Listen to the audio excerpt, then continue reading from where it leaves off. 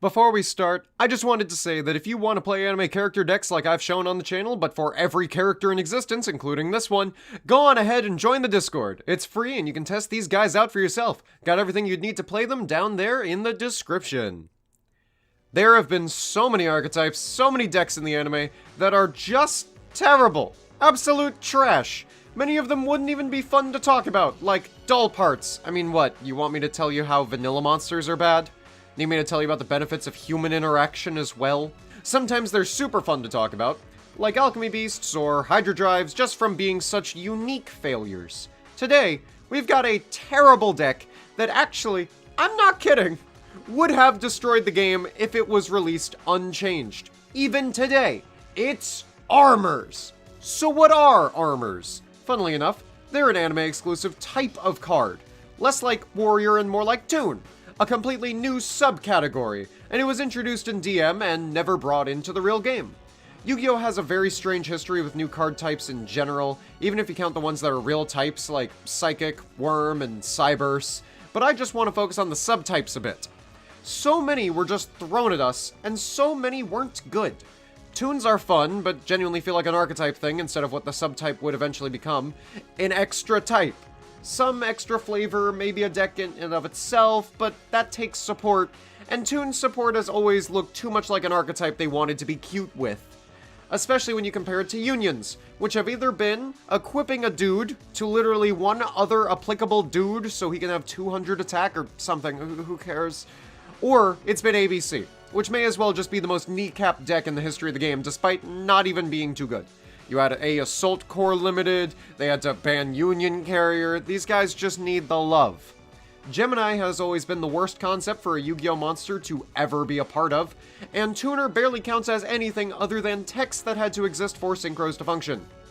And then the ones that, that you just can't count, like Spirits. I'm sure a lot of you thought it was literally just a type. Nope, it's a subtype. Yeah, things that just add themselves back to hand. Like Yosenjus, except not like Yosenjus. Very marginally different, so they're not spirits. But spirits aren't an archetype, they're a subtype of like 20 monsters total. What a great idea. And then we have Flip. I don't know why, but it's like having a subtype for monsters that special summon from the hand. It just doesn't help in any way. So to start this episode of a show called Dynasty of the Useless off with some positivity, armors accidentally have a very unique gimmick that ties into their subtype, and adds quite a bit of flavor that we see in the anime. Also, 20% of people that watch my content is subscribed, so if you like what you see, why don't you help me fix that? I'm trying to hit 1 vigintillion subscribers within the next half moment, and that would really help me reach my goal. Thank you. Armors were played by Valen. You may remember him as the guy who was king of games for a short while in my video figuring out who holds that title. The video that had a perfect reception and got no one mad at me for saying that their childhood crush Yugi lost to a little girl by literally telling her that he loses and concedes, meaning that he loses. That was not a thing the majority of the comments were saying. No, not at all. But if you watch the show, you'd know him as one of Darts' underlings, able to wield the Seal of Orichalcos and take people's souls at will. You'd also see that his armor cards were exactly that. He'd wear his own cards like a suit of, well, armor, and just start dashing through or punching anything he wanted to attack. He just beats the ever-loving shit out of all monsters and mirror forces that he sees. And for that, I kinda have to give him credit. He's like the first anime character with a terrible deck I've covered that isn't a bad character in and of himself. He's probably the best addition in Season 4, but his deck certainly isn't. I guess we should get right into that, huh? Armors have a specific clause that's on every single one of their cards, and it goes as follows. Only 1 armor monster can attack per turn. If you control 2 or more armor monsters, and 1 is selected as an attack target, you can change the target to another armor monster you control. I'll say it here, so we know that literally all of these monsters do this, and I don't have to read it out every single time. I have better things to do, like talk about everything else this deck that will literally never exist does.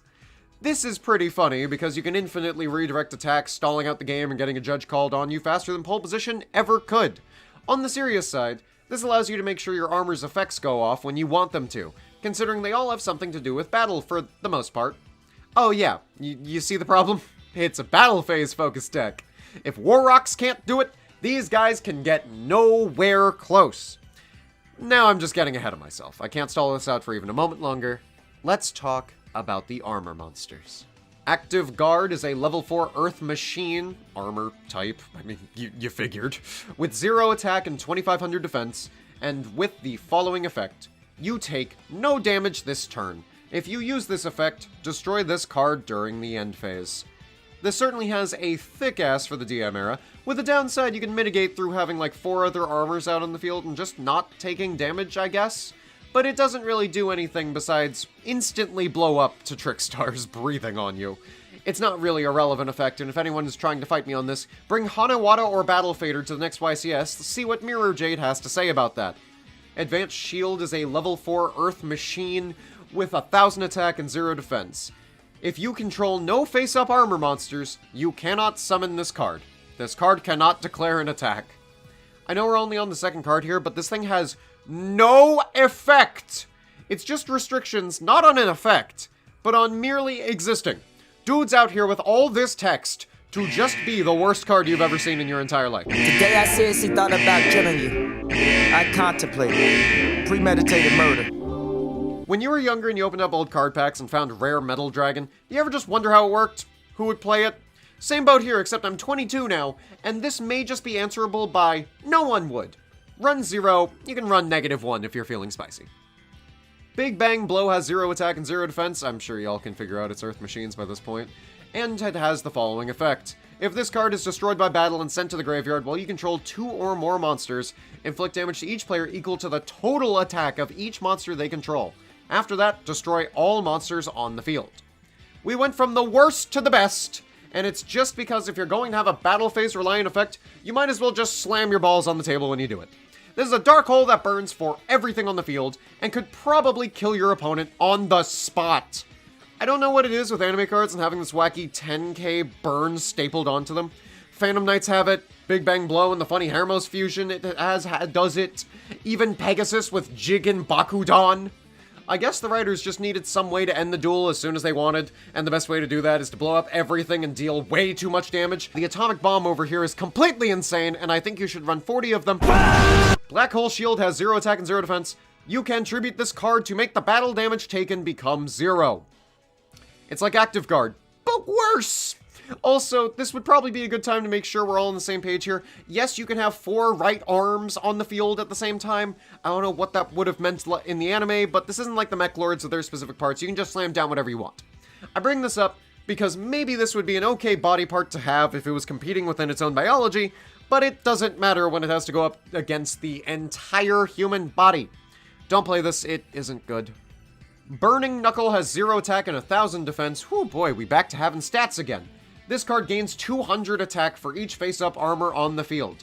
An opponent's monster that battles with this card loses attack equal to this card's attack after the battle. We did it! We finally found it! A card that isn't Big Bang Blow, that can actually be expected to attack. Even Big Bang Blow, you kind of just want your opponent to walk into it and promptly just fall over dead on the ground. This one actually puts some decision-making in your hands. You can smash into a monster your opponent controls, and they'll lose like 600 attack or something. If you have Active Guard on the field, you won't even take battle damage from going -1 for a card that you would literally never run in any deck. I guess your opponent could smash into it, you do control their attacks after all, but at that point just make them smack into the 2500 defense booty, or the actual rabies-infused hyena you have on the field instead. The fact that it can attack is something this archetype felt it needed to earn, which may just be the most depressing thing I've ever seen. Buster Knuckle has a stat line of 0, 0, and 0, and 0, and 0, and 0, and 0, and the following effect. If you control no face-up armor monsters, you cannot summon this card.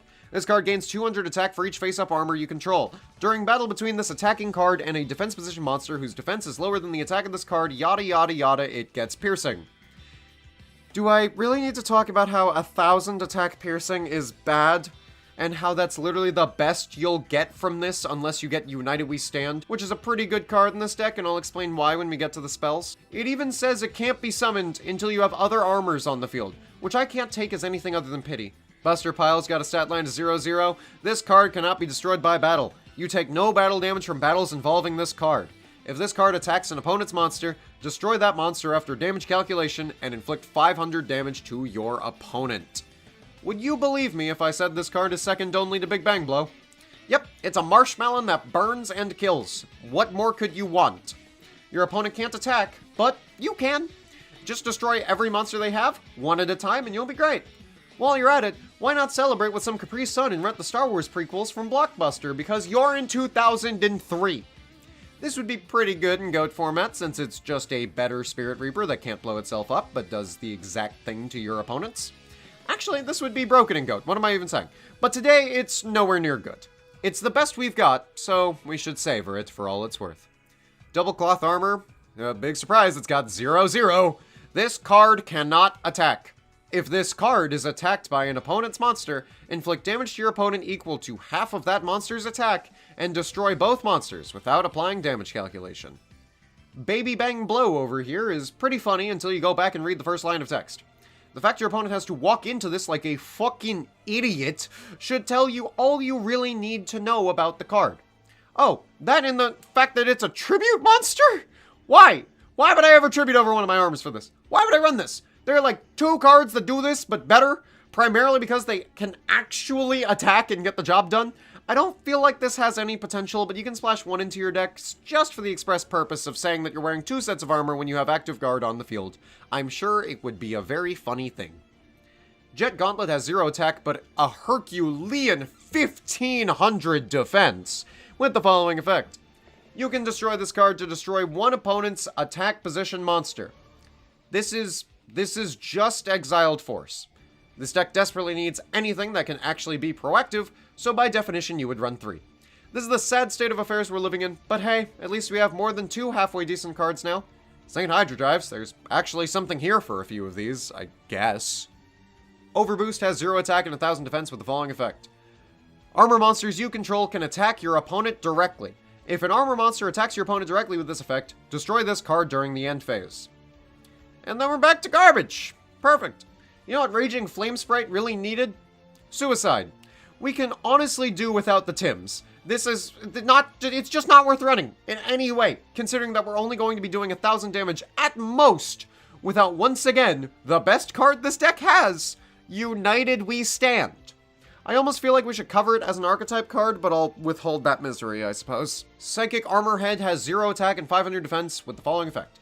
During your draw phase, you can add 1 armor monster from your deck to your hand instead of conducting your normal draw.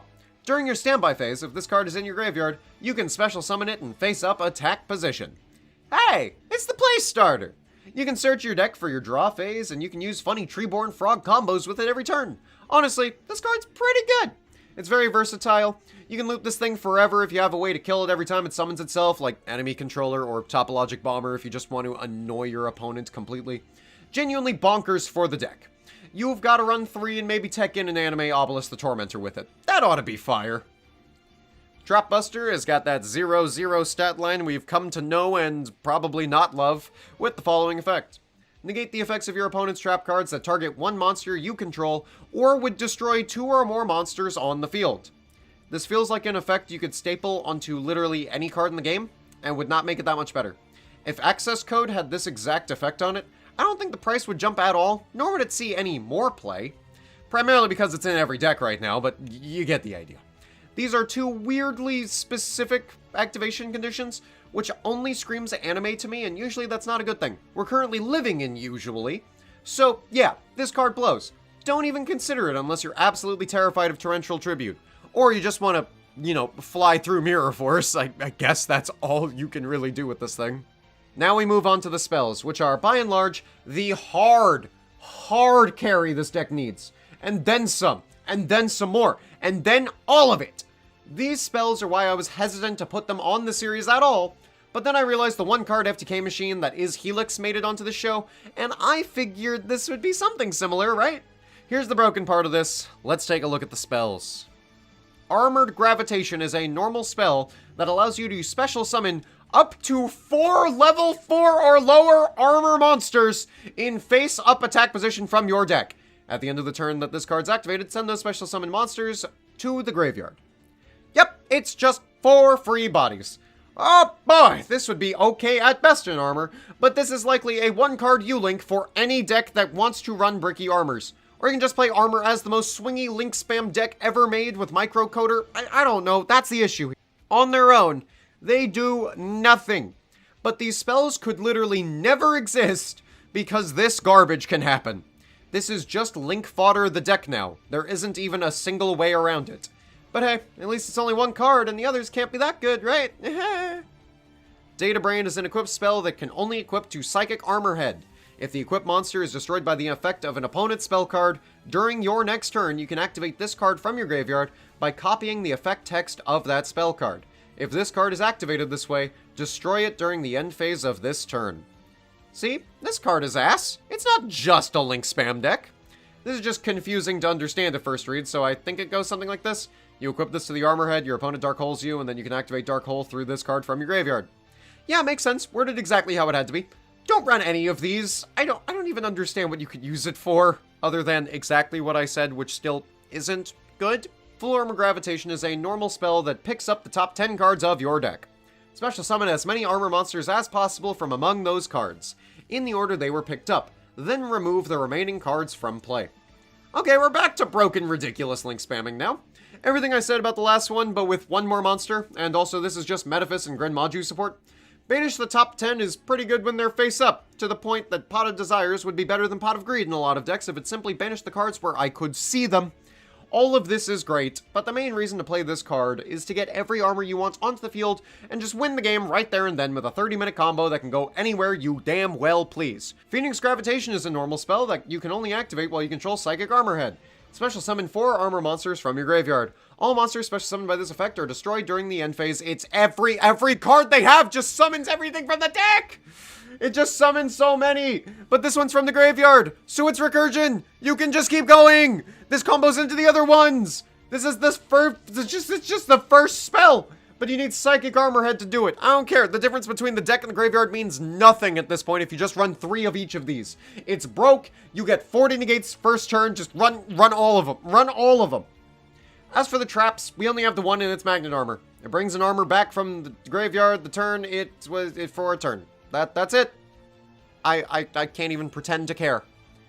So yeah, that's armors. They're a collection of crazy spells and some of the worst monsters you will ever see. Except for the 2 that would have been busted for when they came out in the anime.